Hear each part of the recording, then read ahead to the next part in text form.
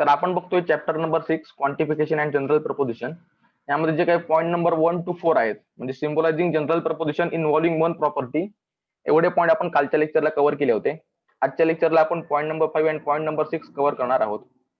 तर पहिली स्लाइड आहे सिम्बॉलायझिंग 4 ट्रॅडिशनल फॉर्म्स ऑफ प्रपोजिशन. आता एक गोष्ट लक्षात घ्या, 4 ट्रॅडिशनल फॉर्म म्हणजे कोणते? तर पहिला येईल युनिव्हर्सल अफर्मेटिव्ह म्हणजे ए प्रपोजिशन, नंतर येईल युनिव्हर्सल निगेटिव्ह म्हणजे ई प्रपोजिशन, तिसरा येईल पर्टिक्युलर अफर्मेटिव्ह आय प्रपोजिशन आणि शेवटचा असेल पर्टिक्युलर निगेटिव्ह ओ प्रपोजिशन. आता एक गोष्ट लक्षात घ्या, कालच्या लेक्चरला आपण जेवढी काही एक्झाम्पल सॉल्व्ह केली होती त्या प्रत्येक एक्झाम्पल मध्ये एकच प्रॉपर्टी होती, म्हणजे बघा एव्हरीथिंग चेंजेस असेल किंवा नथिंग इज परमनंट असेल, या ठिकाणी चेंज किंवा परमनंट हीच एक प्रॉपर्टी आहे. पण आपण ज्यावेळी मॉडर्न क्लासिफिकेशन ऑफ प्रपोजिशन बघितलं होतं, त्याचा जो काही शेवटचा पार्ट होता तो होता जनरल प्रपोजिशन. तिकडे आपण सांगितलेलं काय की जनरल प्रपोजिशन दोन क्लास संदर्भात काहीतरी असर्शन करतं, मग ते अफर्मेटिव्ह असेल किंवा निगेटिव्ह असेल. त्यावेळी ते काय करतात, त्या क्लासमधील प्रत्येक मेंबरकडे कोणता ऍट्रिब्यूट आहे ते बघत नाहीत. ते काय बघतात, तर दोन क्लासमध्ये जे काही ऍज अ ग्रुप आहे त्यांच्यामध्ये काहीतरी कॉमन प्रॉपर्टीज आहेत, त्यामुळे तो एकतर क्लास एकत्र येतोय किंवा ते क्लास कधीही एकत्र येणार नाहीत. ज्या काही कॉमन प्रॉपर्टीज होत्या त्यावर बेस्ड जनरल प्रपोजिशन असतं. मग कालची जी काही एक्झाम्पल होती त्याच्यामध्ये एकच प्रॉपर्टी होती, पण जर जनरल प्रपोजिशन मध्ये एकापेक्षा जास्त प्रॉपर्टीज असतील तर अशा वेळी आपल्याला त्याही प्रॉपर्टीज रिटेन कराव्या लागतील. मग म्हटलंय बघा, sometimes general proposition may express a relation between two or more properties. In such case we have to retain both the properties while quantifying such proposition. मग होतंय काय बघा, एक्झाम्पल घ्या, ऑल ऍक्टर्स आर आर्टिस्ट. आता इकडे काय होतंय बघा, ऍक्टर आणि आर्टिस्ट हे दोन क्लास आहेत. त्या क्लासमध्ये काहीतरी कॉमन क्वालिटीज आहेत त्यामुळे ऍक्टरचा क्लास आर्टिस्ट मध्ये जाऊ शकतो. त्यामुळे होतंय काय, आपल्याला हे वाक्य क्वांटिफाय करताना ऍक्टर हा शब्द काढून टाकता येणार नाही. कारण काय, दोन्ही प्रॉपर्टीज तुम्हाला मेंटेन करायच्या.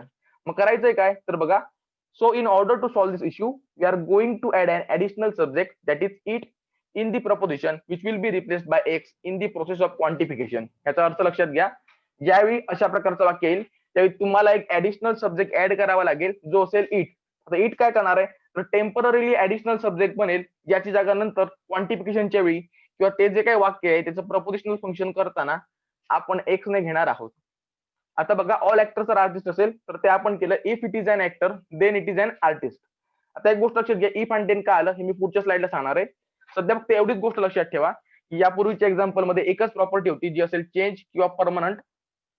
पण ज्यावेळी आपण ट्रॅडिशनल क्लासिफिकेशनच्या अंडर हे 4 प्रकार बघणार आहोत, प्रत्येक प्रकारचं वाक्य असेल त्यात 2 प्रॉपर्टीज असतील, 2 क्लास असतील.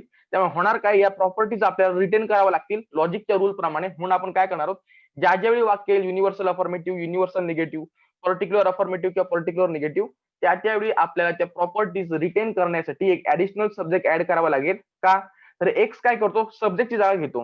मग इकडे आपल्याला जर सब्जेक्टची जागा इट ऍड न करता जर एक्स ऍड करावा लागला तर एखादी प्रॉपर्टी जाऊ शकते जी आपण अफोर्ड करू शकत नाही. आणि आपल्याला दोन्ही प्रॉपर्टीज रिटेन करायच्या आहेत, म्हणून आपण काय करणार आहोत, एक ऍडिशनल सब्जेक्ट घेतोय इट, याची जागा नेक्स्ट स्टेजला एक्स घेणार आहे. तर पहिलं एक्झाम्पल घेऊया, symbolic translation of A preposition. एचा अर्थ आहे युनिव्हर्सल अफर्मेटिव्ह. वाक्य ऑल ऍक्टर्स आर आर्टिस्ट. आता वाक्यात आपल्याला इट ऍड करायचा आहे, पण फक्त ऑल कडून इट ऍड केला तर वाक्य जे आहे ते मिनिंगफुल राहणार नाही. म्हणून आपण काय केलंय, वाक्याची जी काही क्वांटिटी आहे ती पण लक्षात घेतली आहे. ऑल ऍक्टर्स आर आर्टिस्ट म्हणजे काय, प्रत्येक ऍक्टर जो आहे तो आर्टिस्ट असणारच आहे. म्हणून आपण काय केलंय, if it is an actor then it is an artist. म्हणजे काय, ऍक्टरच्या क्लासमधील कोणताही मेंबर घ्या, जर तो खरंच ऍक्टर असेल तर तो आर्टिस्ट असणारच आहे. आता हा जो काही इफ आणि देनचा फॉर्म आहे लक्षात ठेवा, कोणतंही युनिव्हर्सल प्रपोजिशन येऊ दे, मग ते युनिव्हर्सल अफर्मेटिव्ह असेल, युनिव्हर्सल निगेटिव्ह असेल, त्यावेळी याच फॉर्म मध्ये तुम्हाला ते वाक्य कन्वर्ट करावं लागेल जेणेकरून इट ऍड करता येईल. त्यामुळे झालं काय, ऑल ऍक्टर्स आर आर्टिस्ट मध्ये आता आपण इट ऍड केलेला आहे आणि आपल्याला एक नवीन प्रपोजिशन मिळालंय, if it is an actor then it is an artist. एक काम झालं. आता विचार करा, इट इज अन ऍक्टर या वाक्यात सब्जेक्ट कोण आहे आणि प्रेडिकेट कोण आहे, फक्त एवढ्याच पार्टचा विचार करा, इट इज अन ऍक्टर. तर आता आपल्याला सब्जेक्ट मिळाला इट आणि प्रेडिकेट मिळाला ऍक्टर. त्यामुळे आपण काय करणार आहोत, तो इट रिप्लेस करणार आहोत एक्स ने. तसाच रिमेनिंग स्टेटमेंटचा विचार करा, इट इज अन आर्टिस्ट मध्ये सब्जेक्ट कोण आहे आणि प्रेडिकेट कोण आहे, तर सब्जेक्ट आहे इट आणि प्रेडिकेट आहे आर्टिस्ट. तो इट सुद्धा आपण काय करायचं, रिप्लेस करायचा एक्स ने. त्यामुळे एक नवीन प्रपोजिशन तयार होईल, if X is an actor then X is an artist. Propositional function तयार झालेलं आहे. आता काय करायचंय, क्वांटिफिकेशन करायचंय. वाक्य ओरिजिनल कोणत्या प्रकारचं होतं, तर ते वाक्य युनिव्हर्सल अफर्मेटिव्ह. कारण काय, वाक्याची सुरुवात ऑलने होते प्लस वाक्यात कोणत्याही प्रकारचं निगेशन नाही. मग काय करायचंय, युनिव्हर्सल क्वांटिफायर आपल्याला ऍड करावा लागेल. म्हणजे कोणता येईल, तर given any x. Second step complete झाली. आता नेक्स्ट स्टेप बघा. आता काय करायचंय, इफ आणि देन साठी कोणता सिम्बॉल वापरता येईल का? तर बघा, मॉडर्न क्लासिफिकेशन ऑफ प्रपोजिशन जो आपला प्रिव्हियस चॅप्टर होता तिकडे आपण इम्प्लिकेटिव्ह प्रपोजिशन बघितलं होतं किंवा कंडिशनल प्रपोजिशन बघितलं होतं, जिकडे आपण सांगितलं होतं की इफ आणि देनचं वाक्य असेल तर इफ आणि देन आपण रिप्लेस करू शकतो हॉर्स शूने. तेच करायचंय पुढच्या स्टेपला. If X is an actor then X is an artist हे जे वाक्य आहे त्यातील इफ आणि देन काढून टाकायचंय आणि नवीन प्रपोजिशन तयार करायचंय. X is an actor horseshoe X is an artist. याचा अर्थ तोच होणार आहे की if X is an actor then X is an artist, पण इफ अँड देनची जागा आता हॉर्स शू म्हणजे इम्प्लिकेशनचं चिन्ह घेणार आहे. राहिली लास्ट स्टेप जी असेल सिम्बॉलिक फॉर्म. आपण कालच्या लेक्चरला बघितलं होतं की गिवन एनी एक्सचा सिम्बॉलिक फॉर्म काय आहे, तर तो इन ब्रॅकेट एक्स. एक काम झालं. आता पुढच्या स्टेटमेंटचा विचार करा. X is an actor. ज्यावेळी वाक्य अशा प्रकारचं येईल त्यावेळी आपण काय करतो, तर वाक्याचा जो काही प्रेडिकेट आहे तो कॅपिटल मध्ये घेतो. त्यामुळे ऍक्टरचा ए येईल कॅपिटल मध्ये आणि सब्जेक्ट कोणा एक्स आहे तो येईल स्मॉल मध्ये. मग झालं ए एक्स. त्यानंतर काय करायचंय, इम्प्लिकेशनचं चिन्ह ऍज इट इज घ्यायचंय म्हणजे हॉर्स शू. नंतर पुढच्या स्टेटमेंटचा विचार करा. X is an artist. इकडे प्रेडिकेट काय, तर ते आर्टिस्ट. मग आर्टिस्टचा ए घेतला कॅपिटल मध्ये आणि त्यांचा सब्जेक्ट घेतला एक स्मॉल मध्ये. वाक्य झालं इन ब्रॅकेट एक्स आणि सेकंड ब्रॅकेट मध्ये ए एक्स देन ए एक्स. आता लक्षात घ्या, ऍक्टर आणि आर्टिस्ट हे एनेच सुरू होत आहेत म्हणून मी ए वापरलेला आहे. जर दुसरं जे काही प्रेडिकेट आहे ते जर वेगळ्या अक्षराने सुरू झालं असतं तर मी वेगळं अक्षर वापरलं असतं. पुन्हा एकदा सांगतो आपण काय करतोय. युनिव्हर्सल अफॉर्मेटिव्ह प्रपोजिशन असेल त्यावेळी होतंय काय, एका वाक्यात दोन प्रॉपर्टीज असतात. लॉजिकच्या रूल प्रमाणे दोन्ही प्रॉपर्टीज रिटेन करायच्यात, पण फर्स्ट स्टेप येईल या ज्या काही प्रॉपर्टी आहेत त्यांच्यामध्ये अजून एक सब्जेक्ट ऍड करायचा आहे, जो आपण काय ऍड करतोय तर त्याची जागा एक्स ने घेण्यासाठी. सब्जेक्ट ऍड करताना वाक्य मिनिंगफुल राहिलं पाहिजे, प्लस वाक्याची क्वांटिटी 100% आहे याचा आपण ऍडव्हान्टेज घेतला पाहिजे. म्हणून आपण काय केला, इफ अँड देनचा वापर केला. की सगळे ऍक्टर आता आर्टिस्ट आहेत, कोणताही ऍक्टर घ्या तो आर्टिस्टच निघेल म्हणून काय म्हटलं आपण, if it is an actor then it is an artist. Next स्टेपला आपण काय केलं, फक्त वाक्यात सब्जेक्ट काय तो आयडेंटिफाय केला, तर दोन्हीकडे तो इट आहे तो काढून टाकून एक्स ऍड केला, प्लस युनिव्हर्सल क्वांटिफायर गिवन आणि एक्स घेतला. नेक्स्ट स्टेजला आपण काय केलं, तर इफ आणि देन हे रिप्लेस केले इम्प्लिकेशन किंवा कंडिशनल प्रपोजिशन मध्ये. आपण जो हॉर्स शू जो काही सिम्बॉल लर्न केला होता मॉडर्न क्लासिफिकेशन मध्ये त्याने. लास्ट स्टेजला आपण केला फक्त सिम्बॉलिक फॉर्म म्हणजे क्वांटिफायरचा सिम्बॉलिक फॉर्म घेतला, नंतर एक्स इज अन ऍक्टरचा सिम्बॉलिक फॉर्म घेतला, मग हॉर्स शू घेतला आणि नंतर लास्ट जे काय राहिलंय एक्स इज अन आर्टिस्ट त्याचा सिम्बॉलिक फॉर्म घेतलेला आहे. पहिला भाग क्लिअर झालाय का? कोणतंही युनिव्हर्सल वाक्य घ्या, त्या वाक्यामध्ये आपल्याला ते वाक्य इफ आणि देननेच कन्वर्ट करायचं आहे. वाक्य घ्यायचं, मग इट ऍड करून इफ देन ऍड करायचंय. त्यानंतर आपण जे काही काल करत होतो तेच आपल्याला करावं लागेल. पहिला भाग क्लिअर झालाय का? परत एक्सप्लेन करू तर ते पण सांगा. क्लिअर झालं असेल तर ते पण चॅट बॉक्स मध्ये सांगा.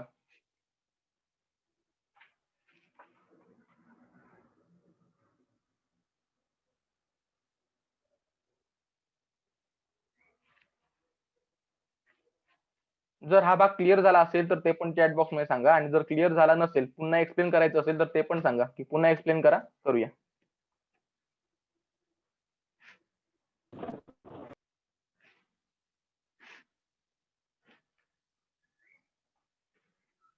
नाही समजलाय? हॅलो. हा बोला. Yes sir, please explain. Okay, Repeat. पुन्हा एकदा एक्सप्लेन करतोय. तर काय होतंय बघा, ऑल ऍक्टर्स आर आर्टिस्ट हे वाक्य होतं. काल आपण जेवढी काही वाक्य बघितली त्या सर्व वाक्यामध्ये एकच प्रॉपर्टी होती, ती होती चेंजिंग असेल किंवा परमनंट असेल. एव्हरीथिंगला आपण प्रॉपर्टी मानत नाही आहोत. तेव्हा होतंय काय, इकडे आपल्याला दोन्ही प्रॉपर्टीज मेंटेन करायच्या आहेत. पण आपण सुरुवातीपासून काय बघितलं, वाक्याच्या सब्जेक्टची जागा एक्स घेतोय, बरोबर आहे. मग इकडे जर ऑल ऍक्टर्स आर आर्टिस्टला जर ऍक्टरची जागा एक्स ने घेतली तर आपण एक प्रॉपर्टी गमावणार आहोत जे आपण अफोर्ड करू शकत नाही. म्हणून आपण काय केलंय, वाक्यामध्ये इट नावाचा अजून एक ऍडिशनल सब्जेक्ट ऍड केला जो आपण एक्स ने आता रिप्लेस करू शकतो. पण आता इट ऍक्टर्स आर आर्टिस्ट असं तर करू शकत नाही. वाक्य मिनिंगफुल पाहिजे, प्लस ते युनिव्हर्सल पण राहिलं पाहिजे. म्हणून आपण काय केलं, इफ अँड देनचा वापर केला. की जर तो ऍक्टर आहे तर तो आर्टिस्टच असणार आहे. कारण काय, ऍक्टरचा जो काही लहान क्लास होता तो आता आर्टिस्ट मध्ये इन्क्लूड झालेला आहे. त्यामुळे होतंय काय, कोणताही ऍक्टर घ्या तो आर्टिस्टच निघेल. मग हेच आपण युनिव्हर्सलच्या फॉर्म मध्ये सांगितलं की if it is an actor then it is an artist. म्हणून सांगतोय कोणतंही युनिव्हर्सल वाक्य असेल ते अफर्मेटिव्ह असू द्या किंवा निगेटिव्ह असू द्या, आपण प्रत्येक वेळी इफ देनचा वापर करणार आहोत आणि नंतर त्यामध्ये इट ऍड करणार आहोत. ही होती सेकंड स्टेप. तर स्टेपला आपण काय केलं, आता हे दोन स्टेटमेंट कन्सिडर करा. इट इज अन ऍक्टर हे झालं एक statement, it is an artist हे झालं दुसरं स्टेटमेंट. मग आता विचार करा, इट इज अन ऍक्टर मध्ये सब्जेक्ट काय आणि प्रेडिकेट काय, तर सब्जेक्ट झाला इट, प्रेडिकेट झाला ऍक्टर. मग सब्जेक्टच्या जागी मी फक्त एक्स ऍड केलाय, दुसऱ्या वाक्याचा विचार करा, इट इज अन आर्टिस्ट. इकडे आपण सब्जेक्ट काय आणि प्रेडिकेट काय, तर सब्जेक्ट आता आहे इट, जो आपण ऍड केलेला होता सेकंड स्टेपला, तो फक्त इट रिप्लेस केला एक्स ने. नवीन वाक्य मिळतंय, if X is an actor then X is an artist. आता हे जरी वाक्य एक्स ने तयार झालेलं असलं तरी सुद्धा त्या वाक्याच्या सुरुवातीला आपण क्वांटिफायर लावला पाहिजे. कारण काय, वाक्य होतं युनिव्हर्सल अफर्मेटिव्ह किंवा ऑलने सुरू होणार. मग युनिव्हर्सलचा क्वांटिफायर कोणता आहे, तर तुम्ही कालच्या लेक्चरला सांगितलेला होता, गिव्हन एनी एक्स. बरोबर आहे. गिव्हन एनी एक्स म्हणजे काय, कोणताही एक्स घ्या, म्हणजे कोणताही ऍक्टर घ्या, जर तो खरंच ऍक्टर असेल तर तो आर्टिस्ट असेल. ही झाली थर्ड स्टेप. मग नेक्स्ट स्टेप काय असणार आहे आपली, तर आता आपण फक्त इफ आणि देनचा विचार करा. कारण आपण काय करणार आहोत, पूर्ण जे काही स्टेटमेंट आहे ते ऍज अ सिम्बॉलिक फॉर्म मध्ये ट्रान्सलेट करणार आहोत. बरोबर आहे. मग इफ आणि देन पण कन्वर्ट झाले पाहिजेत. मग इफ देनचं सिम्बॉलिक फॉर्म काय आहे, तर त्यासाठी आपण काय केलं, मॉडर्न क्लासिफिकेशन ऑफ प्रपोजिशन जे आहे तो पार्ट कन्सिडर केला. तिकडे आपल्याला मिळतो इम्प्लिकेटिव्ह किंवा कंडिशनल प्रपोजिशन, जिकडे असं म्हटलेलं आहे की इफ आणि देन जर वाक्यात असेल तर त्या ठिकाणी आपण इफ आणि देनची जागा इम्प्लिकेशनचं चिन्ह म्हणजेच हॉर्स शूने घेऊ शकतो. म्हणून आपण थर्ड स्टेपला काय केलं, एक्स इज अन ऍक्टर नंतर इफ देन काढून टाकलं आणि तिकडे हॉर्स शू ऍड केला आणि नंतर म्हटलं एक्स इज अन आर्टिस्ट. आणि लास्ट स्टेपला आता आपण सगळ्या गोष्टी ज्या काही ते सिम्बॉलाइज करायच्या आहेत. मग गिव्हन एनी एक्स आहे हा युनिव्हर्सल क्वांटिफायर जो सिम्बॉलाइज होतोय एक्स ने. एक काम झालं. पुढे विचार करा, एक्स इज अन ऍक्टर. ज्या ज्यावेळी वाक्य अशा प्रकारचं असतं किंवा कोणत्याही प्रकारचं असेल, आपण काय करायचंय, वाक्याचा प्रेडिकेट असेल तो ज्या अक्षराने सुरू होतोय ते अक्षर आपण कॅपिटल मध्ये लिहिणार आहोत. मग एक्स इज अन ऍक्टर मध्ये प्रेडिकेट झाला ऍक्टर, तो आपण घेतला कॅपिटल मध्ये, मग वाक्य झालं ए. आता एच्या पुढे सब्जेक्ट काय एक्स, तो आपण स्मॉल मध्ये घेणार आहोत, तेव्हा वाक्य बनतं ए एक्स. एक काम झालं. मग इम्प्लिकेशनचं चिन्ह आहे ते ऍज इट इज घ्या. पुढे काय, एक्स इज अन आर्टिस्ट. आता याच्यात प्रेडिकेट कोण आहे, तर तो आहे आर्टिस्ट, जो सुरू होतोय ए ने. म्हणून ए आपण घेतला कॅपिटल मध्ये आणि नंतर सब्जेक्ट घेतला एक्स. वाक्य तयार झालं, एका ब्रॅकेटमध्ये एक्स जो आहे क्वांटिफायर आणि सेकंड ब्रॅकेटमध्ये ए एक्स देन ए एक्स. म्हणजे काय, एक्स जर ऍक्टर असेल तर एक्स आर्टिस्ट असेल. आता दोन्ही ऍक्टर आणि आर्टिस्ट दोन्ही जे काही शब्द आहेत ते एनेच सुरू होणारे आहेत, म्हणून दोन्हीकडे ए आलाय. तर आर्टिस्टच्या ऐवजी वेगळं काही जर प्रेडिकेट असतं तर त्या जो काही प्रेडिकेट आहे त्याचं जे काही पहिलं अक्षर आहे ते मी कॅपिटल मध्ये घेतलं असतं. आता क्लिअर झालंय का?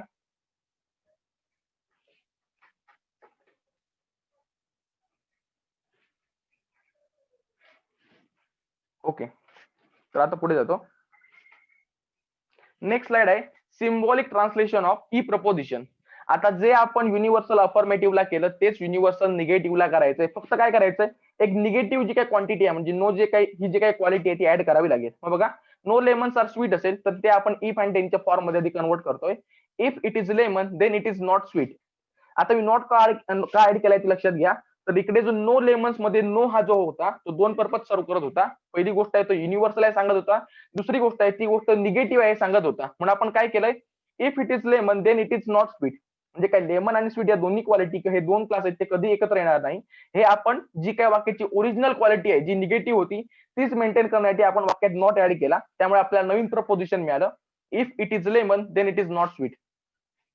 पुढे काय करायचंय, तर आता इट इज लेमनचा जर कन्सिडर केले ऍज अ स्टेटमेंट तर लक्षात येईल, इट इज लेमन मध्ये इट हा आहे सब्जेक्ट. मग करायचंय काय, इट रिप्लेस करायचा एक्स ने, मग नवीन स्टेटमेंट तयार होतं एक्स इज लेमन. तसंच इट इज नॉट स्वीट मध्ये पण सब्जेक्ट आहे इट, मग तो रिप्लेस करा एक्स ने, मग नवीन स्टेटमेंट मिळेल एक्स इज नॉट स्वीट. मग नवीन वाक्य तयार झालं, if X is lemon then X is not sweet. आता पुढे काय करायचंय, वाक्य होतं युनिव्हर्सल निगेटिव्ह म्हणजेच काय, तुम्हाला युनिव्हर्सल क्वांटिफायर ऍड करावा लागेल.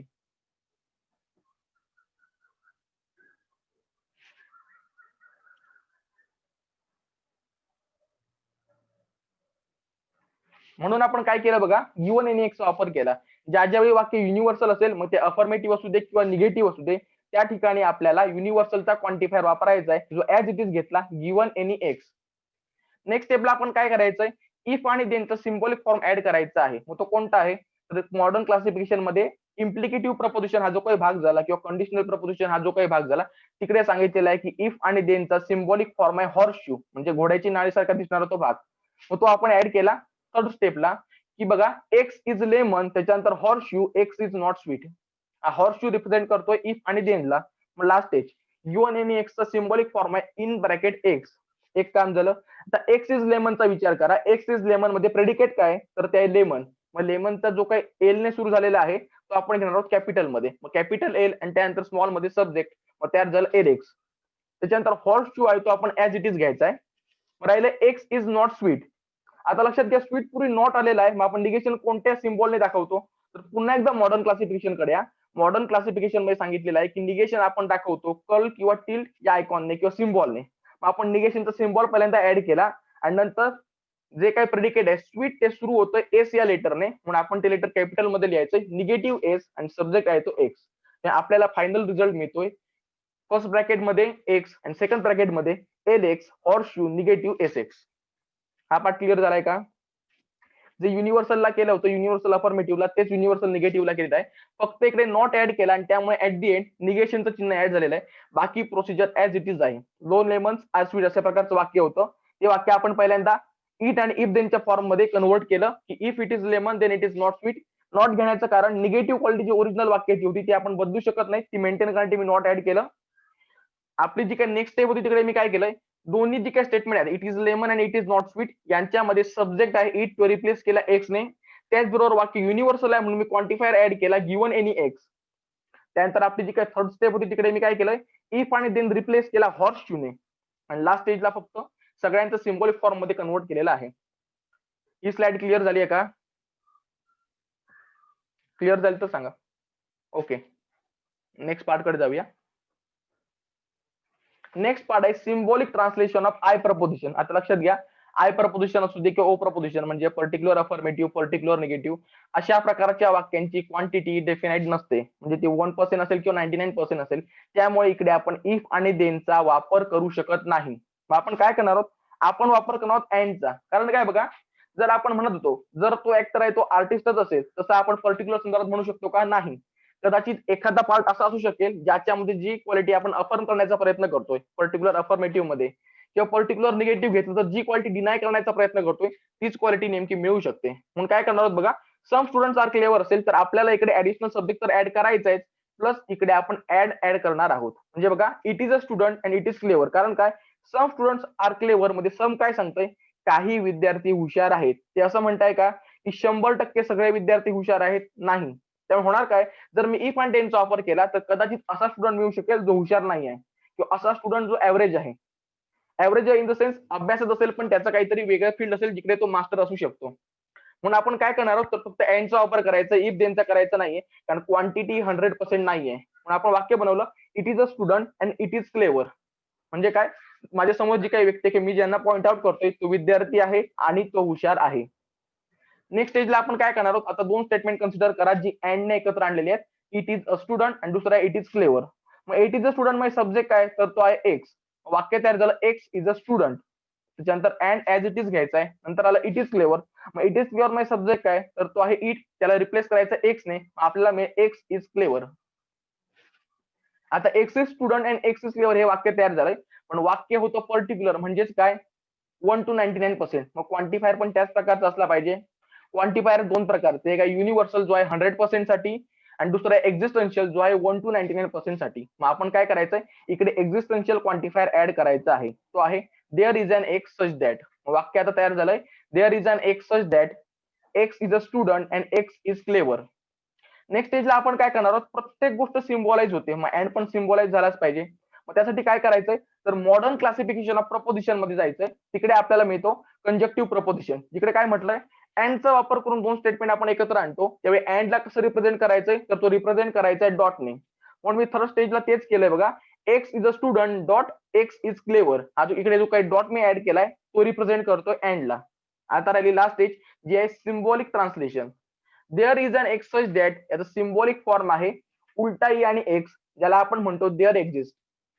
There is an X symbolic form तयार झालाय उलटा ई आणि एक्स. आता पुढच्या स्टेटमेंटचा विचार करा, एक्स इज अ स्टुडंट. वाक्यात प्रेडिकेट काय, तर ते आता आहे स्टुडंट. स्टुडंटचं एस येईल कॅपिटल मध्ये आणि सब्जेक्ट येईल स्मॉल मध्ये.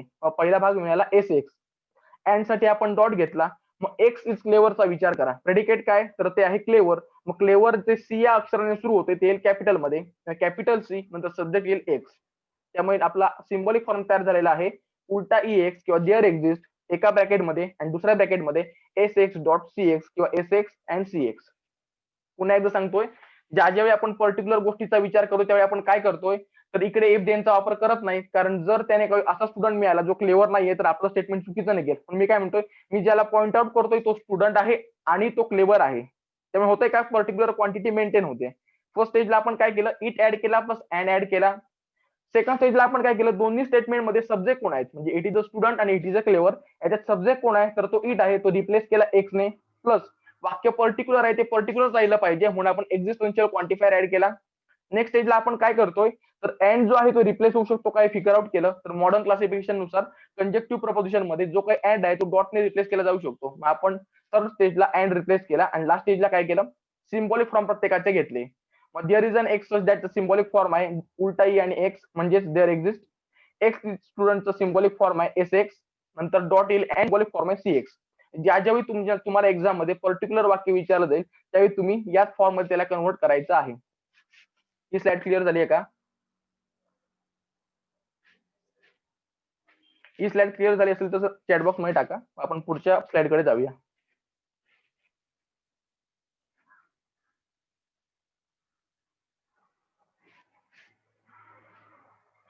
हे क्लिअर झालंय का? ओके, तर पुढच्या पार्टकडे जाऊया. तो आहे symbolic translation of O proposition. आता जसं आपण बघा ए प्रपोजिशन आणि E proposition symbolic translation similarities होत्या, तीच गोष्ट इकडे आहे. आय प्रपोजिशन आणि ओ प्रपोजिशन मध्ये सुद्धा सिम्बॉलिक ट्रान्सलेशन मध्ये सिमिलॅरिटीज असणारच आहेत. कारण काय, आय प्रपोजिशन म्हणजे आहे पर्टिक्युलर अफर्मेटिव्ह आणि ओ प्रपोजिशन म्हणजे आहे पर्टिक्युलर निगेटिव्ह. त्याच फॉर्म मध्ये कन्वर्ट करायचंय. वाक्य बघा, सम शॉपकीपर्स आर नॉट ऑनेस्ट. इकडे आपण काय करणार आहोत, इट पण ऍड करायचं आहे आणि अँड पण ऍड करायचं आहे. वाक्य म्हणलं it is a shopkeeper and it is not honest. आता इकडे सुद्धा मी अँडचा वापर का करतोय तर क्वांटिटी इनडेफिनाइट आहे. इफ देनचा वापर केला तर कदाचित असा शॉपकीपर मिळेल जो ऑनेस्ट असेल. ती पॉसिबिलिटी आपल्याला एलिमिनेट करायची म्हणून मी काय म्हणतोय, मी ज्याला पॉइंट आउट करतोय तो शॉपकीपर आहे आणि तो ऑनेस्ट नाही. आता सिम्बॉलिक फॉर्म कडे येऊया. इट इज अ शॉपकीपर मध्ये सब्जेक्ट झाला इट आणि इट इज नॉट ऑनेस्ट मध्ये पण सब्जेक्ट झाला इट. मग आपण त्याला रिप्लेस करूया एक्स ने. मग नवीन स्टेटमेंट मिळतंय, x is a shopkeeper and X is not honest. आता वाक्य पर्टिक्युलर आहे मग त्याला पर्टिक्युलरचाच क्वांटिफायर लावला पाहिजे. पर्टिक्युलरचा क्वांटिफायर आहे एक्झिस्टन्शियल क्वांटिफायर, ज्याला आपण म्हणतो there is an X such that. नवीन वाक्य तयार झालं, there is an X such that. त्याच्यानंतर पुढच्या ब्रॅकेटमध्ये X is shopkeeper and X is not honest. Next स्टेपला आपण काय करणार आहोत, हा जो काही अँड आहे तो काढून टाकायचा आहे. मग आपण काय केलं, मॉडर्न क्लासिफिकेशन मधील कंजक्टिव्ह प्रपोजिशन मध्ये आपण सांगितलंय की अँडला रिप्लेस करू शकतो डॉटने. मग तीच गोष्ट इकडे केली.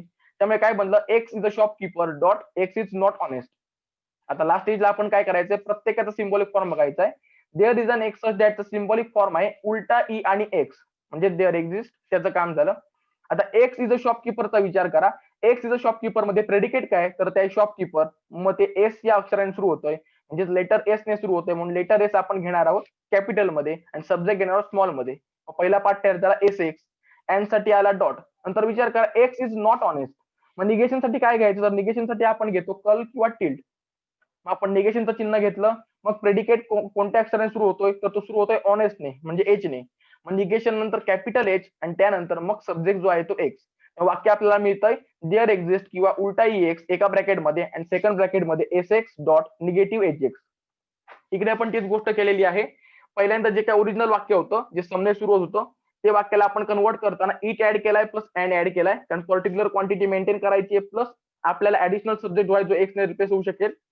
त्यानंतर दोन्ही वाक्यातला सब्जेक्ट फिगर आउट केला तर तो इट आहे, तो आपण एक्स ने रिप्लेस केला प्लस एक्झिस्टन्शियल क्वांटिफायर लावला कारण वाक्य पर्टिक्युलर आहे. आणि ते झाल्यानंतर आपण काय केलं, अँड रिप्लेस केला डॉटने. आणि लास्ट स्टेजला आपण ज्या काही तिन्ही गोष्टी आहेत त्याचे जे काही सिम्बॉलिक फॉर्म आहे ते ऍड केलेले आहेत. हा पार्ट क्लिअर झालाय का?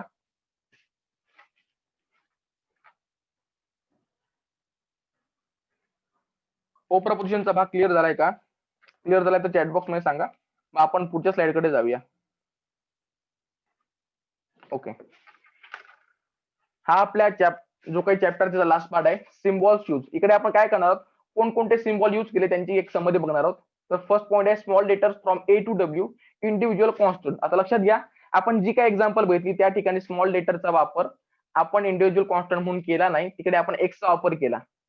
पण जर तुम्ही आपल्या चॅप्टर मध्ये ज्यावेळी आपण सिम्बॉलिक फॉर्म ऑफ सिंग्युलर प्रपोजिशनचा विचार केला असेल तर त्या ठिकाणी आपण स्मॉल लेटरचा वापर इंडिव्हिज्युअल कॉन्स्टंट म्हणून केला होता. एक्झाम्पल बघा, जर राम इज क्लेवर असेल तर आपण काय केलं होतं, क्लेवर हे प्रेडिकेट आहे म्हणून ते कॅपिटल मध्ये दाखवलं होतं. तर राम हा सब्जेक्ट आहे, हा स्मॉल मध्ये दाखवला होता.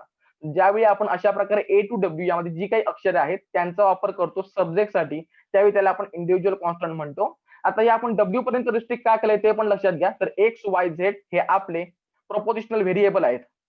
म्हणजे काय, सब्जेक्टची जागा घेणार आहेत ते एक्स वाय झेड यामध्ये कन्सिडर करायचं नाही, फक्त ए टू डब्ल्यू यांनाच कन्सिडर करायचं आहे. सेकंड पॉईंट आहे कॅपिटल लेटर्स फॉर प्रॉपर्टीज किंवा प्रेडिकेट कॉन्स्टंट. याचा अर्थ लक्षात घ्या, जर आपण मागचं एक्झाम्पल बघितलं तर वाक्यात प्रेडिकेट काय होतं, शॉपकीपर, तो आपण कॅपिटल एस मध्ये दाखवला, किंवा वाक्यात प्रेडिकेट काय होतं, ऑनेस्ट, तो आपण कॅपिटल एस ने दाखवला. अशा प्रकारे जे काय आपण कॅपिटल लेटर मध्ये प्रॉपर्टीज दाखवतो त्याला आपण प्रेडिकेट कॉन्स्टंट म्हणतो. त्यानंतर जे काही कर्लचं चिन्ह आहे ते आपण निगेशन साठी वापरलं, डॉटचं चिन्ह अँड साठी वापरलं, फॉर शू जो आहे तो आपण इफ देन साठी वापरला. त्यानंतर पुढचा पॉईंट आहे एक्स जो आहे तो युनिव्हर्सल क्वांटिफायर, तर उलटा एक्स म्हणजे देअर एक्झिस्ट आहे तो एक्झिस्टन्शियल क्वांटिफायर. आता एक ऍडिशनल पॉईंट आहे लक्षात घ्या, bound variable and free variable. याचा अर्थ अगदी सोप्या भाषेत सांगतो, काय होतं ते बघा. ज्यावेळी आपण एखाद्या स्टेटमेंटचं प्रपोजिशनल फंक्शन करतो, म्हणजे सब्जेक्ट काढून टाकून एक्स ऍड करतो, त्यावेळी जे काही वाक्य तयार होतं ज्याच्या सुरुवातीला म्हणजे डावीकडे कोणताही क्वांटिफायर नसतो त्याला आपण म्हणायचे फ्री व्हेरिएबल, कारण त्याची क्वांटिटी काही असू शकते. म्हणजे बघा, जर राम इज क्लेवर हे वाक्य असेल, मी राम कडून टाकून एक्स ऍड केला, एक्स इज क्लेवर, आणि त्याच्या डावीकडे म्हणजे सुरुवातीला कोणताही क्वांटिफायर जर ऍड केला नाही तर एक्सची क्वांटिटी काही असू शकते. मग अशा प्रकारचं स्टेटमेंट ज्याच्या सुरुवातीला क्वांटिफायर नाही, त्याच्यामुळे त्याच्यावर कोणत्याही प्रकारचं रिस्ट्रिक्शन नाही, त्याला आपण म्हणतो फ्री व्हेरिएबल. तर बाउंड व्हेरिएबल म्हणजे काय, एक्स इज क्लेवर हे जे काही वाक्य आहे त्या सुरुवातीला ज्यावेळी मी क्वांटिफायर ऍड करेन त्यावेळी त्याची क्वांटिटी वन डेफिनेट बनणार आहे, ती रिस्ट्रिक्टेड बनणार आहे, मग ती युनिव्हर्सल असेल किंवा पर्टिक्युलर असेल. ज्यावेळी आपण अशी प्रोपोजिशनल फंक्शनची क्वांटिटी आहे ती रिस्ट्रिक्ट करतो किंवा फिक्स करतो त्यावेळी तो बनतो बाउंड व्हेरिएबल. तेच सांगितलंय बघा. बाउंड व्हेरिएबल म्हणजे काय, when variable is preceded by quantifier, example given any x, x is permanent. इकडे प्रपोजिशनल फंक्शन काय, तर त्या x इज परमनंट, पण त्याच्या सुरुवातीला आपण क्वांटिफायर लावलाय गिवन एनी एक्स. त्यामुळे झालंय काय, आपल्या एक गोष्ट लक्षात झाली की एक्स इज परमनंट हे युनिव्हर्सल आहे, कारण काय, सुरुवातीला आलाय गिवन एनी एक्स चा क्वांटिफायर. मग फ्री व्हेरिएबल म्हणजे काय, when variable is not preceded by quantifier, example बघा एक्स इज परमनंट. इकडे काय झालंय, prepositional function x is permanent आहे पण त्याच्या सुरुवातीला कोणताही क्वांटिफायर नाही, त्यामुळे त्याची क्वांटिटी काही असू शकते. तर बेसिक कडे एक लक्षात ठेवा फक्त, बाउंड आणि फ्री व्हेरिएबल मध्ये फरक आहे क्वांटिफायर असण्याचा आणि नसण्याचा. ज्यावेळी प्रपोजिशनल फंक्शन म्हणजे एक्स इज परमनंट असेल, एक्स इज क्लेवर असेल, एक्स इज ब्युटिफुल असेल, कोणत्याही प्रकारचं असेल, त्याच्या सुरुवातीला क्वांटिफायर नसेल तर तो फ्री आहे असं म्हणायचंय, अनरिस्ट्रिक्टेड आहे असं म्हणायचंय आणि त्याला फ्री व्हेरिएबल म्हणायचंय. आणि ज्यावेळी त्याच्यामध्ये क्वांटिफायर ऍड होईल त्यावेळी त्याला आपण बाउंड मानायचंय, कारण काय, त्याची जी काय क्वांटिटी होती ती आता रिस्ट्रिक्ट केलेली आहे त्या पर्टिक्युलर क्वांटिफायरने. ओके, हा पार्ट झालेला आहे. आता चॅप्टर कम्प्लीट झालाय. आता आपण काय करणार आहोत, क्वेश्चन पेपर मध्ये नक्की कशा प्रकारे प्रश्न विचारला जातो आणि त्याचा आन्सर कसं लिहायचंय ते आपण आता बघणार आहोत. हा पार्ट क्लिअर झालाय का, पुढे जाऊया. सिम्बॉल यूज हा पार्ट क्लिअर झालाय का, झाला असेल तर मेसेज टाका, मग आपण नेक्स्ट स्लाइडला जाऊया.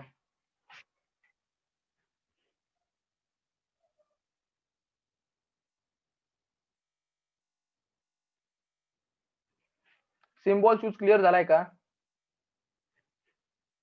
इन शॉर्ट मी काय सांगितलंय, बाउंड व्हेरिएबल आणि फ्री व्हेरिएबल. तर लक्षात घ्या, एखादं वाक्य जे एक्स ने सुरू होतंय सब्जेक्ट रिप्लेस करून, किंवा x is permanent, x is beautiful असेल, त्याला आपण फ्री मानतो. याचं कारण त्याच्या सुरुवातीला कोणत्याही प्रकारचा क्वांटिफायर नाही, त्याची क्वांटिटी डेफिनाइट नाही, कारण एक्सला काहीच व्हॅल्यू नाहीये म्हणून आपण त्याला फ्री मानायचंय. पण ज्यावेळी त्याच्या सुरुवातीला एखादा क्वांटिफायर ऍड होणार आहे त्यावेळी त्याची क्वांटिटी फिक्स होणार आहे, नंतर त्याच्यावर रिस्ट्रिक्शन येणार आहे आणि म्हणून आपण त्याला बाउंड व्हेरिएबल म्हणतोय. म्हणजे क्वांटिफायर आला की त्याची क्वांटिटी फिक्स झाली म्हणून तो बाउंड झालेला आहे, आणि ज्यावेळी त्याच्या सुरुवातीला क्वांटिफायर नसेल त्यावेळी तो फ्री आहे, कारण त्याची क्वांटिटी जी आहे ती अनरिस्ट्रिक्टेड आहे. हे क्लिअर झालंय का, पुढे जाऊया का.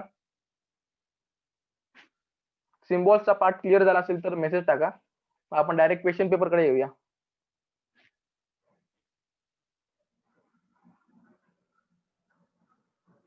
ओके, तर आता डायरेक्टली क्वेश्चन पेपर पण जाण्यापूर्वी आपण थोडीशी रिव्हिजन घेऊया. कारण होतंय काय बघा, क्वेश्चन पेपर सेट करणारा तुम्हाला डिरेक्टली हे वाक्य युनिव्हर्सल अफर्मेटिव्ह आहे, युनिव्हर्सल निगेटिव्ह आहे किंवा पर्टिक्युलर अफर्मेटिव्ह, पर्टिक्युलर निगेटिव्ह हे सांगणार नाही.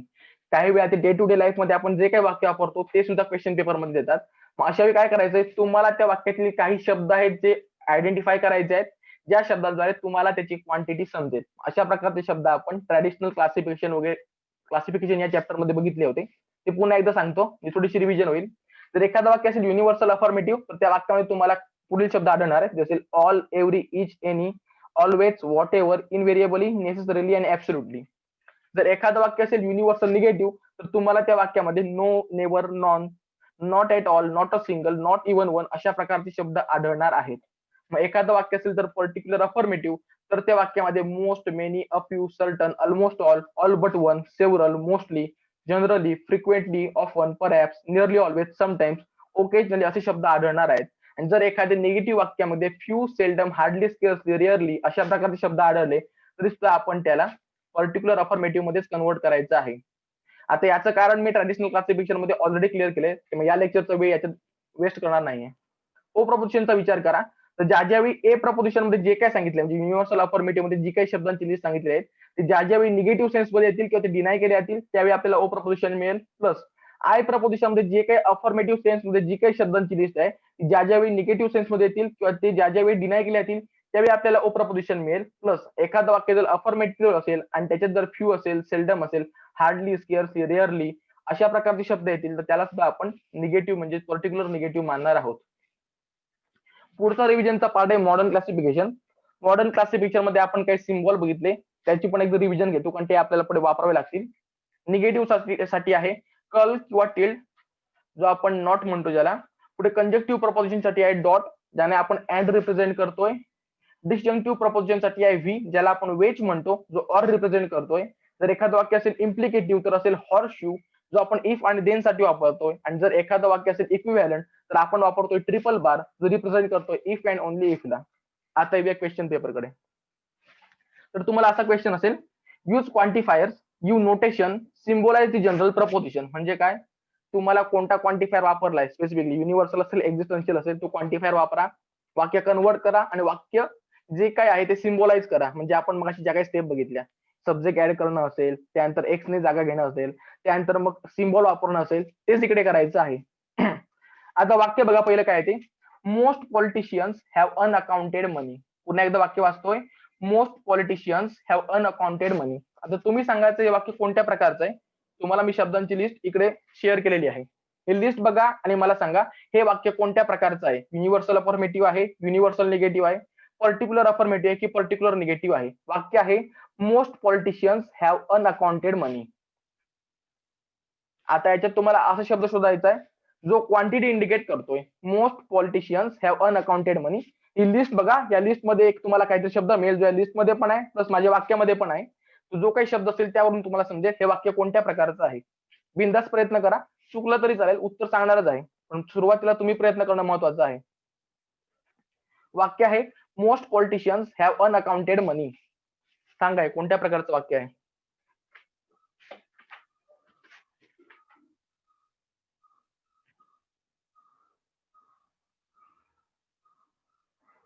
चुकलं तरी चालेल, उत्तर द्या, उत्तर दिल्याशिवाय पुढे जाणार नाहीये.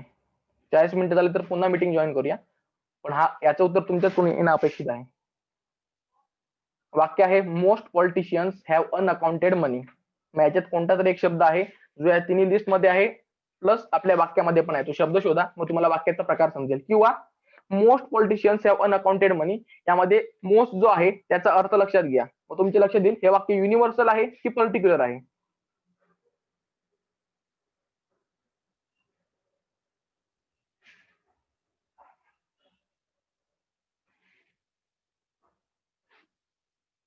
चालेल मीच सांगतो, पुढचं वाक्य तुम्ही सांगा. तर वाक्य आहे most politicians have unaccounted money. इकडे लक्षात ठेवा वाक्याची सुरुवात होते मोस्ट, याचा अर्थ काय, बरेच राजकारण्यांकडे बेहिशेबी पैसा आहे. येते लक्षात. बऱ्याच अर्थ आपण 100% मानू शकतो का की जो जो राजकारणी आहे त्याच्याकडे बेहिशेबी किंवा काळा पैसा आहे. नाही, मोस्टचा अर्थ होतोय 1 to 99%. त्यामुळे वाक्य आहे पर्टिक्युलर. प्लस याच्यात काही निगेशन आहे का तर नाही आहे. बऱ्याचशा पॉलिटिशियनकडे काळा पैसा आहे किंवा बेहिशेबी पैसा आहे, निगेशन नाही आहे. मग आपण काय करायचंय या वाक्यामध्ये तुम्हाला मिळते पर्टिक्युलर प्लस अफर्मेशन. त्यामुळे हे वाक्य असेल पर्टिक्युलर अफर्मेटिव्ह. एक्झाम मध्ये सॉल्व्ह करताना तुम्ही काय करायचंय बघा, जर वाक्य पर्टिक्युलर अफर्मेटिव्ह असेल ते डे टू डे लाईफ मध्ये आपण जसं एक्सप्रेस करतो त्याच फॉर्म मध्ये दिलं असेल तर सुरुवातीला तुम्हाला ते जे काही वाक्य आहे ते लॉजिकल फॉर्म मध्ये कन्वर्ट करावं लागेल. मोस्ट जो काही तुम्हाला क्वांटिटी इंडिकेट करत होता तो काढून टाकायचा आणि वाक्य बनवायचंय some politicians are those who have unaccounted money. एक काम झालंय, आपण काय केला सम हा क्वांटिफायर ऍड केला. म्हणजे ट्रॅडिशनल लॉजिकच्या भाषेत सम हा क्वांटिटी इंडिकेट करतो तो ऍड केला. तर स्कोपुला एम आर मध्ये पाहिजे ते पण सॅटिस्फाय केलंय. आता वाक्य तयार झालंय some politicians are those who have unaccounted money. Next step असेल काय, इट ऍड करायचंय. वाक्य काय पर्टिक्युलर अफर्मेटिव्ह आपण यापूर्वीच्या स्लाइड मध्ये ऑलरेडी बघितलेलं आहे. की जर पर्टिक्युलर अफर्मेटिव्ह असेल तर इट आणि ऍड करायचं आहे. तीच गोष्ट इकडे करूया. It is a politician and it has unaccounted money. Next स्टेपला आपण काय करणार आहोत, तर it is a politician consider करा. तर इट मध्ये जो काही सब्जेक्ट आहे तो आहे इट, त्याला आपण रिप्लेस करायचा एक्स ने. दुसरं स्टेटमेंट बघा, इट हॅज अनअकाउंटेड मनी. इकडे तुला काय झालं, इट हा जो काही सब्जेक्ट आहे त्याला रिप्लेस करावं लागेल एक्स ने. नवीन वाक्य म्हणेल X is a politician and X has unaccounted money. आता हे केल्यानंतर वाक्यात क्वांटिफायर तर पाहिजे. वाक्य मोस्टने सुरू होतं, जे आपण समने कन्वर्ट केल्याचा अर्थ काय, वाक्यामध्ये पर्टिक्युलर क्वांटिफायर म्हणजेच एक्झिस्टन्शियल क्वांटिफायर आला पाहिजे. मग तो कोणता आहे, तो आहे there is an X such that. Next स्टेपला आपण काय करणार आहोत, वाक्यात जो एंड आलाय तो आपल्याला आता रिप्लेस करायचा. आपण मॉडर्न क्लासिफिकेशन जर कन्सिडर केलं तर तिकडे ऑलरेडी दिलेलं आहे की कंजक्टिव्ह प्रपोजिशन मध्ये एंड रिप्लेस करता येतो डॉटने. तीच गोष्ट आपण पुढच्या स्टेपला केली. There is an X such that, पुढे आपण घेतलं X is a politician dot X has unaccounted money. Last स्टेपला आपण काय करणार आहोत, हे सिम्बॉलाइज करायचं आहे. म्हणजे बघा, there is an X such that याच्या सिम्बॉलिक फॉर्म आहे उलटा ई आणि एक्स, त्याला आपण म्हणतो देअर एक्झिस्ट. नंतर एक्स इज अ पॉलिटिशियन्स मध्ये प्रेडिकेट आहे पॉलिटिशियन्स, ते सुरू होते पी ने, म्हणून आपण वापरायचं कॅपिटल पी आणि एक्स, त्यानंतर एंडचा डॉट, नंतर कॅपिटल एम आणि एक्स. आता तुम्ही मला अनअकाउंटेड मनीसाठी मी एम का घेतलाय, लक्षात घ्या प्रश्नामध्येच तुम्हाला पी एक्स आणि एम एक्स दिलेले आहेत. हे का देण्यात येतं ते लक्षात घ्या. तर तुम्हाला पॉलिटिशियनसाठी काय वापरायचंय किंवा अनअकाउंटेड मनीसाठी काय वापरायचंय हे ऑलरेडी क्वेश्चन पेपर सेट करणारा लिहून देतो, त्याच फॉर्म मध्ये तुमचा आन्सर येणार आहे. हा पॉईंट क्लिअर झालाय का? पुन्हा एकदा सांगतो, डे टू डे लाईफ मध्ये आपण जी काही एक्झाम्पल जे काही वापरतो त्याच प्रकारची एक्झाम्पल ही तुम्हाला एक्झाम मध्ये येतात, जी लॉजिकल फॉर्म मध्ये नसतात. मग तुम्ही काय करायचंय, ट्रॅडिशनल फॉर्म मध्ये ज्या काही वाक्यांची एक्झाम्पल लिहिली आहेत ते सर्व एक्झाम्पल एकदा कन्सिडर करा, ते शब्द कन्सिडर करा आणि ते रूल वापरून तुम्हाला फिगर आउट करायचं हे वाक्य कोणत्या प्रकारचं आहे. जसं मी शोधलं, इकडे या वाक्याची सुरुवात मोस्टने होते म्हणजे बरेच, याचा अर्थ हे वाक्य पर्टिक्युलर आहे. म्हणून मी काय केलं, पर्टिक्युलर तर मिळालं. आता वाक्य अफर्मेटिव्ह आहे की निगेटिव्ह आहे हे पूर्ण वाक्य वाचल्यावर लक्षात येईल. माझ्या लक्षात आलं हे वाक्य पर्टिक्युलर अफर्मेटिव्ह, म्हणून मी कन्वर्ट केलं some politicians are those who have unaccounted money. आता इकडे आर का आला, दोज का आला, तर याची उत्तर तुम्हाला ट्रॅडिशनल क्लासिफिकेशन मध्ये मिळतील. तर आता पर्टिक्युलर अफर्मेटिव्ह आल्यानंतर आपण पर्टिक्युलर अफर्मेटिव्हचे जे काही रूल आहेत ते ऍप्लिकेबल केले. त्यामध्ये आपण काय बघितलं, तर सब्जेक्ट रिप्लेस केला इटने आणि त्या सब्जेक्ट मध्ये एक ऍडिशनल सब्जेक्ट ऍड केला जो होता इटने, प्लस आपण ऍड केलं. आता ओके, तर आता मी काय सांगतो ते बघा. डे टू डे लाईफ मध्ये तुम्हाला जशी काही वाक्य येतात तशीच वाक्य एक्झाम मध्ये येतील. ती प्रत्येक वेळी लॉजिकल फॉर्म मध्ये असतील असं नाही. मग काय करायचंय, ट्रॅडिशनल फॉर्म मध्ये तुम्हाला जी काही शब्दांची लिस्ट दिलेली आहे ती लिस्ट मधील जे काही शब्द आहेत ते एकदा वाचून घ्या आणि त्या प्रकारे किंवा ते शब्द या वाक्यामध्ये शोधायचा प्रयत्न करा. जसा मी शोधला शब्द होता मोस्ट, त्यावरून लक्षात आलं की हे वाक्य जे आहे ते आहे पर्टिक्युलर.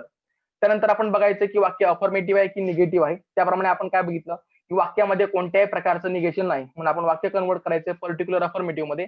वाक्य कन्वर्ट कशा प्रकारे करायचंय तुम्हाला ऑलरेडी ट्रॅडिशनल क्लासिफिकेशनच्या चॅप्टर मध्ये झालेलं आहे. वाक्याच्या सुरुवातीला क्वांटिटी साइन ऍड करायचा, मी मोस्ट काढून टाकला आणि ऍड केलाय सम.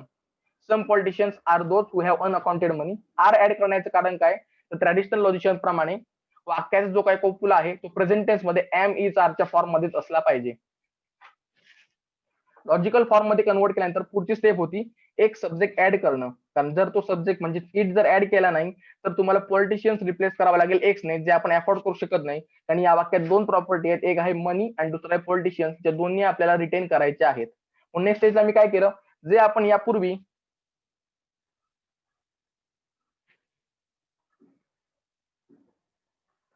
आय प्रपोजिशनच्या संदर्भात बघितलं होतं की वाक्यात काय करायचं, इट ऍड करायचंय प्लस अँड ऍड करायचंय.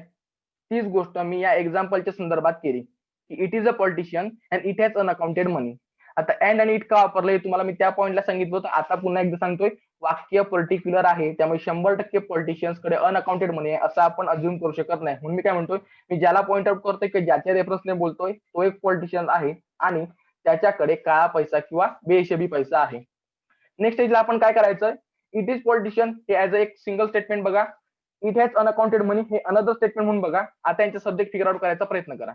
इट इज अ पॉलिटिशियन मध्ये सब्जेक्ट आहे इट, त्यामुळे आपण तिकडे एक्स ऍड केला, वाक्य बनलं एक्स इज अ पॉलिटिशियन. आता सेकंड पार्टचा विचार करा, इट हॅज अनअकाउंटेड मनी म्हणजे सब्जेक्ट आहे इट, त्याला पण आपण रिप्लेस करायचं एक्स ने, नवीन स्टेटमेंट बनलं एक्स हॅज अनअकाउंटेड मनी. मग फायनल स्टेटमेंट बनेल X is a politician and X has unaccounted money. आता वाक्य तर तुम्ही कन्वर्ट केलंय पण वाक्यामध्ये ते काय म्हणताय, यूज क्वांटिफायर. क्वांटिफायर तर पाहिजे. वाक्य कोणत्या प्रकारचं आहे तर ते आहे पर्टिक्युलर. क्वांटिफायर आपल्याकडे दोन प्रकारचे आहेत, एक आहे युनिव्हर्सल, दुसरा एक्झिस्टन्शियल. ज्यावेळी क्वांटिटी 1 to 99% असेल त्यावेळी आपण एक्झिस्टन्शियल क्वांटिफायर वापरतो. पण आपण काय केलंय, एक्झिस्टन्शियल क्वांटिफायर ऍड केलाय, तो आहे there is an X such that. त्यानंतर आपण नेक्स्ट स्टेजला काय करायचं, वाक्यातला अँड काढून टाकायचा आहे. मॉडर्न क्लासिफिकेशन मध्ये आपल्याला कंजक्टिव्ह प्रपोजिशन हा एक भाग झालेला आहे, जिकडे सांगण्यात आलंय की ज्यावेळी एखादा शब्द असेल, फॉर एक्झाम्पल अँड असेल, तो जर दोन स्टेटमेंट एकत्र आणत असेल तर अशा प्रकारच्या अँडला आपण रिप्लेस करू शकतो डॉटने. तेच काम आपण केलंय. X is the politician dot X has unaccounted money. इकडे जो डॉट आहे तो अँडला रिप्रेझेंट करतोय. लास्ट स्टेजला आपण प्रत्येकाचा सिम्बॉलिक फॉर्म कन्सिडर करायचा आणि ऍड करायचा आहे, म्हणजे symbolic translation. There is an X such that, हा जो काही भाग आहे ते सिम्बॉलिक ट्रान्सलेशन आहे. उलटा ई आणि एक्स म्हणजे देअर एक्झिस्ट. त्यानंतर एक्स इज पॉलिटिशियनचा विचार करा. प्रेडिकेट आहे पॉलिटिशियन्स, म्हणजे सुरू होतोय कॅपिटल लेटर पी ने, पण आपण पी कॅपिटल मध्ये घेतला. त्यानंतर आपण सब्जेक्ट घेतला एक्स, नंतर अँड साठी डॉट घेतला आणि त्यानंतर अनअकाउंटेड मनी आहे. त्यामध्ये लक्षात घ्या, अनअकाउंटेड घ्यायचं की मनी घ्यायचं, तर ज्या शब्दामुळे अर्थ प्राप्त होतो तो शब्द घ्यायचा आहे, तो आहे मनी. प्लस लक्षात घ्या, तुम्हाला क्वेश्चन मध्ये पण दिलेला आहे बघा, P X comma M X, त्यामुळे आपल्याला एमच घ्यावा लागेल, म्हणून आपण काय घेतलाय एम. त्यानंतर सब्जेक्ट आहे एक्स, तो एक्स फायनल तयार झालाय. उलटा ई एक्स म्हणजे देअर एक्झिस्ट एका ब्रॅकेटमध्ये आणि सेकंड ब्रॅकेटमध्ये P X and M X किंवा P X dot M X. हे आन्सर कसं लिहिलंय ते क्लिअर झालंय का?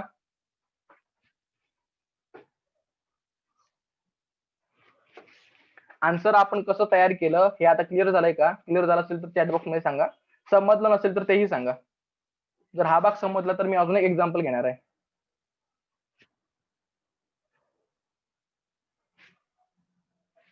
ओके, क्लिअर झालंय. पुढच्या एक्झाम्पल कडे येऊया. पुढचं एक्झाम्पल आहे all great poets are creative. आता पुन्हा एकदा तुम्हाला सांगतोय, मी एक एक्झाम्पल सॉल्व्ह करून दाखवलंय. तुम्ही फक्त मला सांगा हे वाक्य कोणत्या प्रकारचं आहे. वाक्य आहे all great poets are creative. वाक्य युनिव्हर्सल अफर्मेटिव्ह आहे, युनिव्हर्सल निगेटिव्ह आहे, पर्टिक्युलर अफर्मेटिव्ह आहे की पर्टिक्युलर निगेटिव्ह आहे. मी पुन्हा एकदा त्याच चार्ट कडे जाणार आहे. या वाक्यात आणि त्या चार्ट मध्ये एखादा कॉमन शब्द मिळतोय का बघा. वाक्य all great poets are creative. बघा, आता सांगा हे वाक्य कोणत्या प्रकारचं आहे. चुकलं तरी चालेल, प्रयत्न करा. All great poets are creative, वाक्याची सुरुवात ऑल ने होते, ते वाक्य कोणत्या प्रकारचं असेल. युनिव्हर्सल अफर्मेटिव्ह असेल, युनिव्हर्सल निगेटिव्ह असेल, पर्टिक्युलर अफर्मेटिव्ह असेल की पर्टिक्युलर निगेटिव्ह असेल. वाक्याचं पूर्ण ओके कोणतरी सांगते, परफेक्ट आन्सर आहे युनिव्हर्सल अफर्मेटिव्ह. कारण काय, अफर्मेटिव्ह सेंटेन्सेस विथ ऑल ज्या काही असतील त्याला आपण मानतो युनिव्हर्सल अफर्मेटिव्ह. 100% बरोबर उत्तर आहे. मग आता आपण नेक्स्ट स्टेप कडे येऊया. All great poets are creative. आता हे वाक्य लॉजिकल फॉर्म मध्ये कन्व्हर्ट करायची गरज आहे का, तर उत्तर नाही आहे. कारण बघा, लॉजिकल फॉर्म मध्ये आपण काय मानतो, सब्जेक्टच्या पूर्वी क्वांटिटी साइन आला पाहिजे. ऑल असेल, सम असेल, नो असेल. इकडे आलाय ऑल. दुसरी गोष्ट, वाक्याचा जो काही कोपुला आहे किंवा कंबायनिंग एलिमेंट आहे तो असला पाहिजे प्रेझेंट टेन्स मध्ये, म्हणजेच काय एम इज आरच्या फॉर्म मध्ये. इकडे आहे आर, म्हणजे आपलं काम त्यांनी ऑलरेडी करून दिलेलं आहे. वाक्य लॉजिकल फॉर्म मध्येच आहे, ते आहे all great poets are creative. आपल्याला काय करायचंय, तर फक्त या ठिकाणी इट ऍड करावं लागेल. आता एक गोष्ट लक्षात घ्या, वाक्य युनिव्हर्सल आहे तर ते तुम्हाला इफ देनच्या फॉर्म मध्येच कन्व्हर्ट करायचंय, कारण त्याचा फोर्स 100% आहे. त्यामुळे आपण असं म्हणू शकतो की कोणताही पोएट घ्या, जर तो ग्रेट असेल तर तो क्रिएटिव्ह असलाच पाहिजे. म्हणून आपण कन्वर्ट केलं, if it is a great poet then it is creative. आता आपल्याला एक नवीन स्टेटमेंट मिळालेलं आहे, it is a great poet आणि इट इज क्रिएटिव्ह. पहिल्यांदा इट इज अ ग्रेट पोएटचा विचार करा. वाक्यात सब्जेक्ट कोणता आहे, तर तो आहे इट, तो आपण रिप्लेस करायचा एक्स ने. नवीन वाक्य मिळतंय, if X is a great poet. आता पुढच्या पार्टचा विचार करा, इट इज क्रिएटिव्ह. इकडे सब्जेक्ट कोण आहे, तर तो आहे इट, मग त्याला आपण रिप्लेस करा एक्स ने, मग मिळतोय एक्स इज क्रिएटिव्ह. नवीन वाक्य तयार झालंय, if X is great poet then X is creative. आता आपल्याला सूचनेमध्ये काय सांगितलंय, क्वांटिफायर वापरा. वाक्य कोणत्या प्रकारचं आहे, तर वाक्याची सुरुवात ऑल ने झाली म्हणजे वाक्य युनिव्हर्सल आहे. आपल्याला वापरायचं आहे युनिव्हर्सल क्वांटिफायर. मी वापरला given any X, if X is great poet then X is creative. एक काम झालं. पुढच्या स्टेजला आपण काय करायचंय, इफ देनचा सिम्बॉलिक फॉर्म शोधायचा आहे. तर मॉडर्न क्लासिफिकेशन ऑफ प्रपोजिशन मध्ये इम्प्लिकेटिव्ह किंवा कंडिशनल प्रपोजिशन मिळतात, ज्या ठिकाणी आपण म्हटलंय की इफ देन साठी आपण हॉर्स शू हा सिम्बॉल वापरतो. मग तो जिकडे वापरला, नवीन वाक्य मिळालं, x is great poet horse shoe X is creative. म्हणजेच काय, ग्रेट पोएट देन क्रिएटिव्ह. आता आपण लास्ट स्टेजला काय करणार आहोत, प्रत्येकाचा सिम्बॉलिक फॉर्म बघणार आहोत. तर जर असेल गिव्हन एनी एक्स, तर त्याचा सिम्बॉलिक फॉर्म तुम्हाला युनिव्हर्सल क्वांटिफायर मध्ये दिलेला आहे, तो आहे इन ब्रॅकेट एक्स. एक काम झालं. आता पुढच्या भागाचा विचार करा, X is a great poet. आता तुम्ही म्हणाल ग्रेट घ्यायचं की पोएट घ्यायचं, तर तुम्हाला प्रश्नामध्येच ऑलरेडी दिलेलं आहे बघा, बोल्ड मध्ये बघा, P X comma C X. तर तुम्ही पीस घ्यायचं आहे. जर काहीच दिलं नसेल तर लक्षात ठेवायचं वाक्याचा अर्थ कोण पूर्ण करतोय, ग्रेट करतोय की पोएट करतोय. तर लक्षात घ्या एक्स इज ग्रेटला काहीच अर्थ नाही. एक्स इज ग्रेट पोएट म्हटल्यानंतर त्याला अर्थ प्राप्त होतोय, त्यामुळे आपण पीच घेणार आहोत. आपण प्रेडिकेट मानला पी आणि तो घेतला कॅपिटल मध्ये, कॅपिटल पी, आणि सब्जेक्ट जो काही एक्स आहे तो आला स्मॉल मध्ये, तयार झालं पी एक्स. त्यानंतर आपण काय करायचंय, इम्प्लिकेशनचं चिन्ह जे आहे हॉर्स शू ते ऍड करावं लागेल. मग पी एक्स त्यानंतर हॉर्स शू, आणि आता लास्ट पार्ट करायला एक्स इज क्रिएटिव्ह. मग क्रिएटिव्ह साठी काय घ्यायचंय, तर घ्यायचंय कॅपिटल सी, कारण क्रिएटिव्ह सी ने सुरू होतोय. त्यानंतर येईल सब्जेक्ट एक्स. वाक्य तयार झालं P X then C X. आपलं काम झालेलं आहे. पुन्हा एकदा सांगतोय, एक्झाम मध्ये वाक्य हे काही वेळा लॉजिकल फॉर्म मध्ये असतील, काही वेळा नसतील. मग काय करायचंय, ट्रॅडिशनल क्लासिफिकेशन मध्ये जी काही शब्दांची लिस्ट आहे ती एक दोनदा वाचून घ्या किंवा त्या शब्दांचे अर्थ समजून घ्या. मग त्याच्या मदतीने तुम्ही फिगर आउट करू शकता वाक्य कोणत्या प्रकारचं आहे.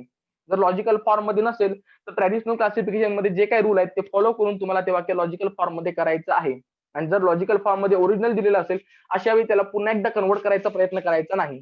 फक्त आपल्याला काय करायचंय, वाक्यामध्ये ऍडिशनल सब्जेक्ट आणायचा आहे, तो असेल इट. प्लस एक गोष्ट लक्षात ठेवायची आहे, जर वाक्य पर्टिक्युलर असेल तर अँडचा वापर करायचा आहे, वाक्य जर युनिव्हर्सल असेल तर इफ त्यांचा वापर करायचा आहे. त्यानंतर नेक्स्ट स्टेजला आपण काय करतो, हे जे काय आपण इट ऍड केले वाक्यात दोन ठिकाणी, ते रिप्लेस करतोय एक्स ने. ते रिप्लेस करून झाले काय, नंतर आपण काय करायचंय, वाक्य कोणत्या प्रकारचं आहे, युनिव्हर्सल असेल तर युनिव्हर्सल क्वांटिफायर ऍड करा, एक्झिस्टन्शियल असेल तर एक्झिस्टन्शियल क्वांटिफायर ऍड करा, म्हणजे पर्टिक्युलर क्वांटिफायर ऍड करा. ते झाल्यानंतर आपण सिम्बॉलिक फॉर्म मध्ये पहिल्यांदा इफ आणि त्यांचा जो काही सिम्बॉलिक फॉर्म आहे हॉर्स शू तो ऍड करा, अँड असेल तर डॉट ऍड करा. आणि हे झाल्यानंतर लास्ट स्टेजला आपण काय करायचंय, क्वांटिफायरचा सिम्बॉलिक फॉर्म घ्यायचा आहे.